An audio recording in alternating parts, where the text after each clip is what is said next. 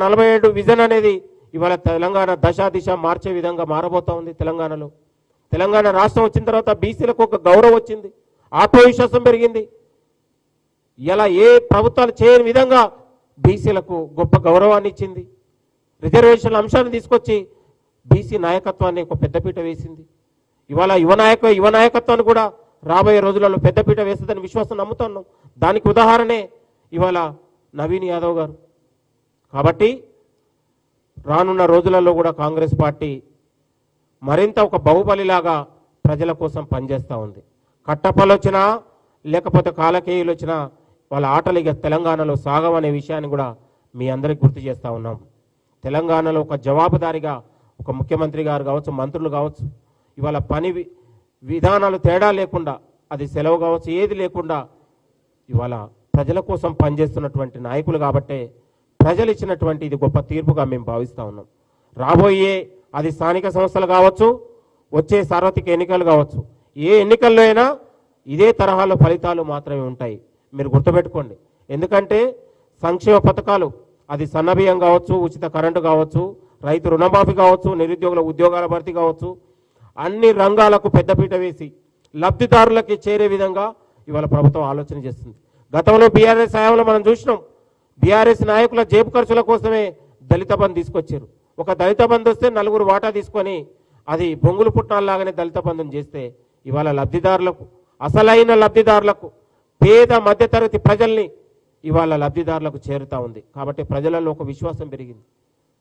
కాబట్టి తెలంగాణ రాష్ట్రంలో ఇక ఉండేది కాంగ్రెస్ అధికారమే 10 ఏళ్ళు. దాంట్లో తేడా విషయం లేదు. రేపు జిహెచ్ఎంసీ ఎన్నికలు కావచ్చు, ఇవాళ స్థానిక సంస్థల ఎన్నికలు కావచ్చు, అది ఎమ్మెల్యే రానున్న 2029-28 ఎన్నికల్లో ఏ ఎన్నికలు వచ్చినా కూడా అది విజయకేతనం కాంగ్రెస్ ఎదుగరవేస్తుంది. 10 ఏళ్ల పాటు మేము అధికారంలో ఉండబోతా ఉన్నాం. ప్రజలు కోరుకుంటున్నారు కాంగ్రెస్ నాయకత్వాన్ని, కాంగ్రెస్ పాలనలోనే అందరికీ గౌరవం వచ్చింది అనే విషయాన్ని కూడా ఈ సందర్భంగా గుర్తు చేస్తున్నాం. కాబట్టి ఇవాళ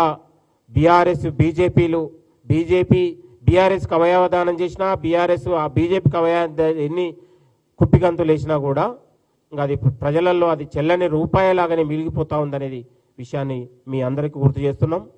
ఈ తీర్పు కావచ్చు, ఈ జూబ్లీహిల్స్ ఉప ఎన్నికతో జూబ్లీహిల్స్ ప్రజల బస్తీ ప్రజల గోస తీరిపోతుంది, అభివృద్ధి పరుగులెడుతుంది. రేపటి నుంచి ఆల్రెడీ 5 నెలల నుంచి 10 ఏళ్ల పాటు కుంటబడిన అభివృద్ధి ఇవాళ దిశను మార్చే విధంగా ఇవాళ జూబ్లీహిల్స్ ప్రజలు ఒక గొప్ప అదృష్టవంతులు అనే విషయాన్ని కూడా ఈ సందర్భంగా గుర్తు చేస్తూ ఉన్నాం.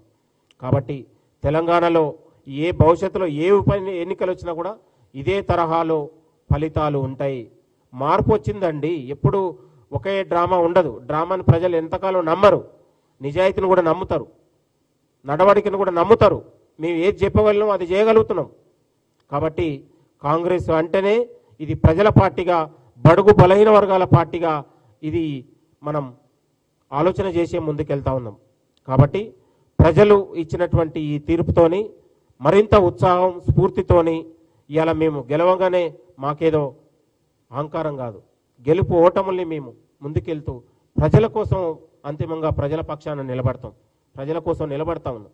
ఇవాళ బీసీల గురించి కూడా గొప్ప ఆలోచన చేసినటువంటి పార్టీ, ఇవాళ 75 ఏళ్ల తర్వాత బీసీలను గుర్తించినటువంటి పార్టీ, ఇవాళ రానున్న ఏ ఎన్నికలు వచ్చినా కూడా బీసీల ఎజెండాగా ముందుకెళ్తా ఉంది పార్టీ.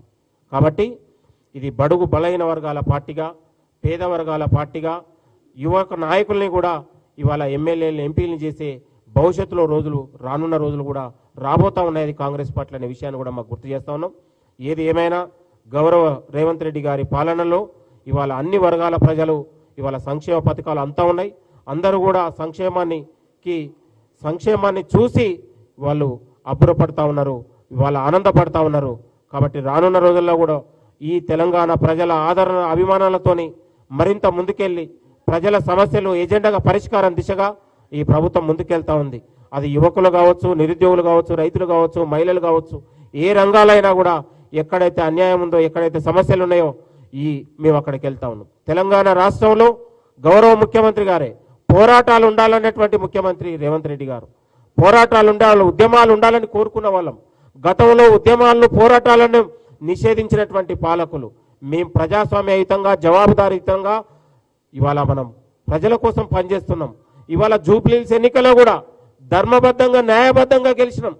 ఇవాళ ఇక వాళ్ళు అనేక రకాలుగా మాట్లాడతారు, కానీ వాళ్ళు బీఆర్ఎస్ హయాంలో ఉప ఎన్నికల్లాగా జూబ్లీహిల్స్ ఉప ఎన్నిక జరగలేదు. నిత్యం మీడియా లైవ్లో, పోలీసు పహారాలో, ఎలక్షన్ అధికారుల పర్యవేక్షణలో న్యాయబద్ధంగా ప్రజాస్వామ్యబద్ధంగా ప్రజలు మెచ్చే విధంగా ఇవాళ మనం జూబ్లీహిల్స్ ఎన్నికలు జరిగినాయి. ఎక్కడ కూడా అధికారం ఉంది కానీ మేము ఎక్కడ కూడా అక్రమాలు కానీ ఎక్కడ కూడా ఏ ఇబ్బందులు కూడా మేము ఇదిగాలే.